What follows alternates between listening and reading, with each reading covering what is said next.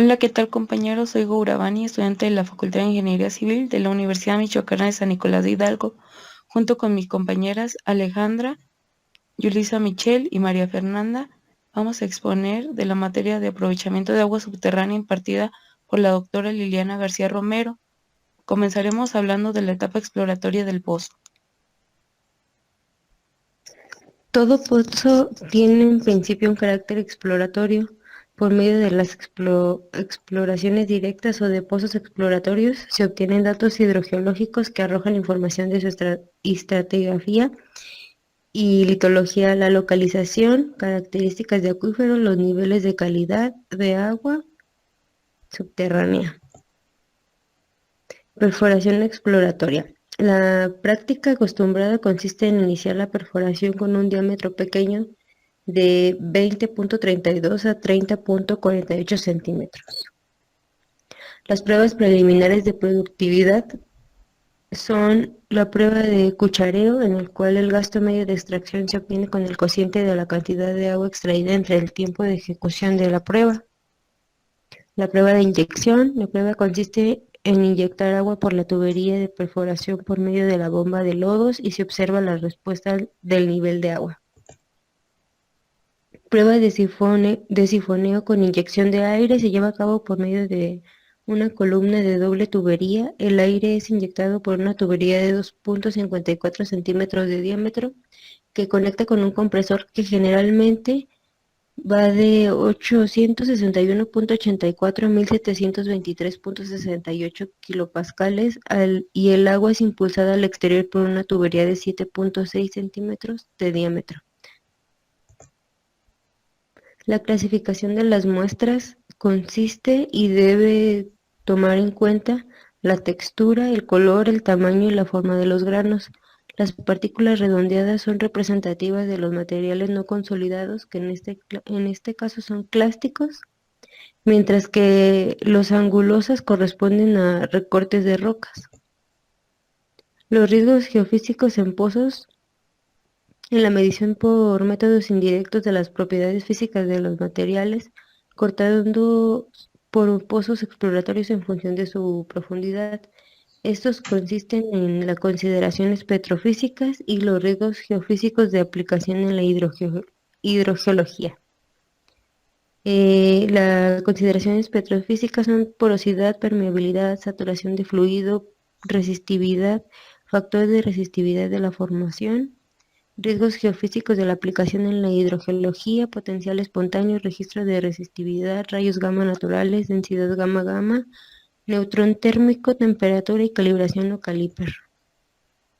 La planeación de un levantamiento geoeléctrico consiste en el planteamiento del problema, elección del método y su modalidad, la programación detallada del trabajo de campo, ejecución de trabajos de campo, recopilación y procesamiento de los datos obtenidos, interpretación física de resultados, integración geológica y geodrológica, seguida de las conclusiones y recomendaciones pertinentes de cada una de las etapas enunciadas. Se apoya en lo que predece y determinando la etapa de menor calificación, la calidad total del trabajo. Para el planteamiento del problema y la recopilación de datos previos se deben tener los siguientes recursos exploratorios: geológicos, geohídricos, geoeléctricos. Para definir los objetivos particulares para cada método de exploración y los objetivos de la campaña exploratoria, es necesario conocer la cartografía topográfica, la fotografía aérea, la información del subsuelo obtenida de perforaciones, los datos de campañas geofísicas anteriores, mapas y cortes geológicos, informes geológicos, información geográfica y la información geohidrológica. Alguna selección de los métodos más adecuados tienen en cuenta las características del proyecto y el presupuesto del mismo. Para la programación detallada del trabajo de campo se necesita definir bien la logística, la organización y la densidad de las mediciones. A continuación se muestran los métodos eléctricos en la construcción de obras hidráulicas. Estos procesos relacionan la conducción de corriente eléctrica y también están relacionados con las características del subsuelo, los cuales son profundidad de la roca firme, profundidad del nivel freático, estimación de la calidad de la roca. Para la cuantificación preliminar de bancos de material, buscamos tener espesores y comprobar características litológicas, y a su vez estas permiten decidir si el criterio o el método funciona o no en el proyecto. Como parte de la cuantificación preliminar de bancos de material, se tienen en cuenta la medición geomorfológica y estructura del sitio, así como la agresividad del suelo. Los equipos necesarios en la exploración geoeléctrica incluyen algunos parámetros que influyen en la sección de un equipo, como por ejemplo el método que se va a usar o la opción de oferta en el mercado. Para seleccionar un equipo, generalmente se tiene en cuenta la profundidad de investigación requerida en el proyecto, las características de la zona a estudiar, la cantidad de trabajo que se va a realizar, la resolución requerida, las condiciones geoeléctricas esperadas, los objetivos de estudio, la oferta de mercado, la portabilidad y el ruido ambiental. Bien, ahora hablaremos de otro tema igual de importante, que es el diseño de pozos.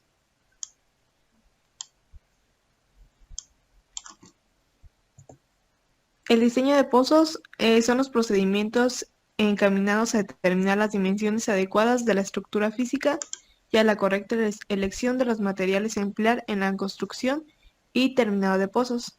Esto se caracteriza por una información estratigráfica de las capas de sedimentos y rocas atravesadas durante su perforación, valores de transmisión, de transmisividad y coeficiente de almacenamiento, el balance hidrológico y el análisis granulométrico de los materiales de consolidación. Los objetivos que tiene como esta son los siguientes. Tiene que tener un adecuado rendimiento y larga vida útil, un agua de buena calidad, costos razonables.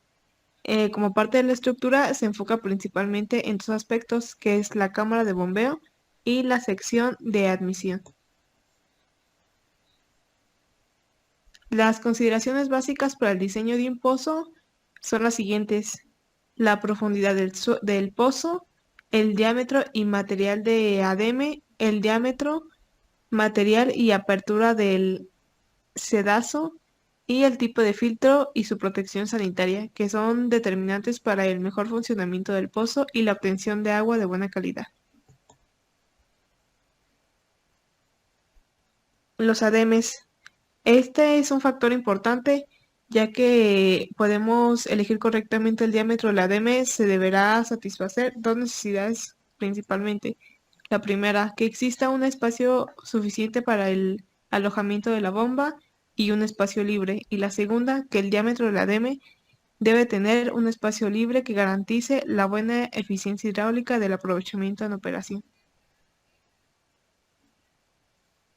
Los tipos de materiales para el ademe. En la construcción de ademes para pozos de agua se emplean materiales que deben cumplir con ciertas características.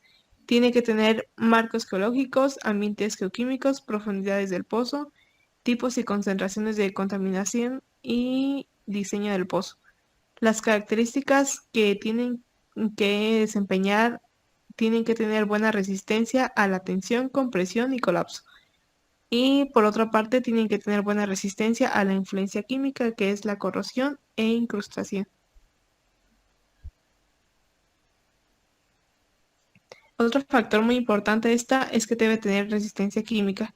Debe de cumplir con alta durabilidad, resistencia a la corrosión y resistencia a la degradación química. Por otro lado, hay una gran variedad y diversidad de materiales empleados en la fabricación de los ademes, en la que los principales son fluoropolímeros, metálicos y materiales termoplásticos. Apertura de la rejilla. Esto implica que la granulometría del material que constituye al acuífero determina el tamaño de las aperturas, por lo que se hace necesario un análisis granulométrico previo a la selección del sedazo. Longitud de la sección de succión. La longitud óptima del intervalo de succión está determinada de acuerdo al espesor y a la naturaleza de los estratos del acuífero. Algunos acuíferos tienen zonas productoras específicas con transmisibilidad elevada. De este modo, la longitud o el intervalo de admisión se ubica precisamente en ellas, en los lugares que presentan conductividad alta.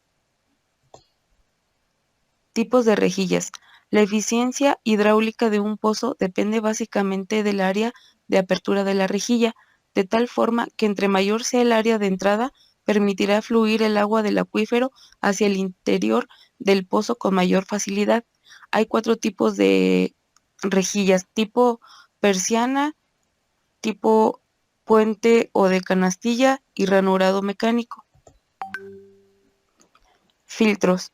La función principal de los filtros es la de impedir el paso de partículas, lográndose de esta manera un mejor funcionamiento del pozo. En pozos que extraen agua en arenas de granulometría fina, se recomienda la utilización de filtros de grava, con el fin primordial de incrementar el tamaño de apertura de la rejilla, aumentando de esta manera la eficiencia del pozo. Diseño de filtros. Los aspectos fundamentales que se deben considerar para el diseño de filtros artificiales son los siguientes: tamaño del grano de filtro, espesor del filtro, tipo de material del filtro, longitud total de la sección ranurada, tamaño de apertura de la ranura. Tamaño del grano del filtro. La elección del tamaño del grano de filtro de grava, así como la apertura del sedazo, se da en función de la granulometría del acuífero en su parte más fina. Para elegir adecuadamente el tamaño del grano del filtro, se sigue la metodología siguiente. Se obtienen muestras de material del acuífero, curvas granulométricas, coeficiente de uniformidad, curva de distribución, selección de filtro de grava, sedazo y volumen de filtro. Espesor de filtro. Partiendo de la teoría de gradación de los filtros, que se basa en la retención de las partículas del acuífero, basta con que su espesor sea 3 a 4 veces el tamaño del grano, para que el filtro retenga los materiales de la formación productora. Materiales del filtro. Generalmente se sugiere la utilización de materiales cuya constitución primaria sea de granos de cuarzo y un porcentaje menor que 5% de material no silicio. Su peso específico promedio debe ser mayor a 2.5. El material debe estar lavado y desinfectado, libre de micas, arcillas e impurezas orgánicas, así como de hierro y manganeso, de tal forma que no se afecte la calidad del agua. Estabilizadores. Cuando la perforación de un pozo se realiza por el método rotatorio, se obtiene como resultado un agujero cuyo diámetro es mayor que el diámetro del adame. Bajo estas condiciones se conoce como estabilización de la formación al proceso mediante el cual se rellena el espacio anular alrededor del tubo de adame y la pared del agujero, evitando de esta manera que los materiales situados encima del acuífero se colapsen y formen socavaciones durante el proceso de desarrollo del pozo.